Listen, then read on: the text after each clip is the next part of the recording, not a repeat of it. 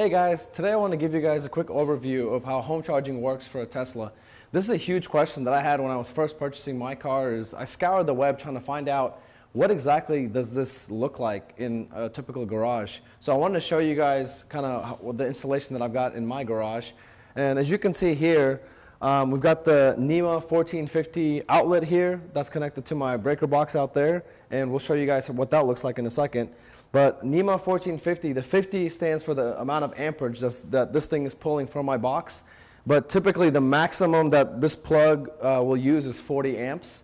But this mobile connector comes with the Tesla, and we've got this accessory from Tesla. I believe it costs about $25. It's basically a cable organizer. And this thing is not magnetic, but it kind of clips into this. So every day when I come in here, I basically take this out, press the button, and charge my vehicle. But this is exactly what the setup looks like. So now let's go around back. I'll show you guys how this NEMA 1450 outlet is run from outside the house and into the garage. If you guys will follow behind me, I'll show you guys.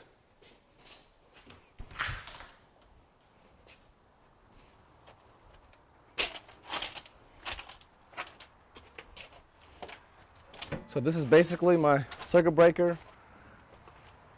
Number 13 here is, where's 13? Right here is where they installed the Tesla outlet. And then basically this wire right here is, or the line is what runs underneath my house over here. And it basically runs underneath here all the way until you see it over here. And basically they did a T into the inside the house, and that's where the outlet comes out on the other side. So charging a Tesla is just like charging a mobile phone. Basically every day when I come in, I plug the car in, and like I was explaining earlier, you take this out, press on this button, it'll engage where you charge the vehicle, and you plug it in. And you'll see here in a little bit, when the light starts oscillating green is when the charging commences. So basically whenever the car is charging, you can see at the very top it'll tell you that the car is charging. It has about an hour and 15-minute charge time. The car right now is at 204 miles.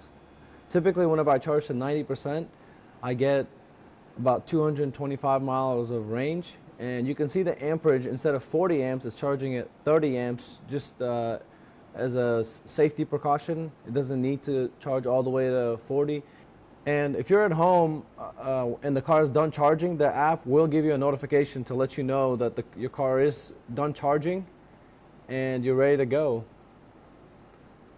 So in the morning, whenever you're leaving, one of the first things to keep in mind, and this is a mistake that I kept making in the beginning, is when the car is locked, when the handlebars are in and you try to pull this thing out, the car will not let you take the plug out.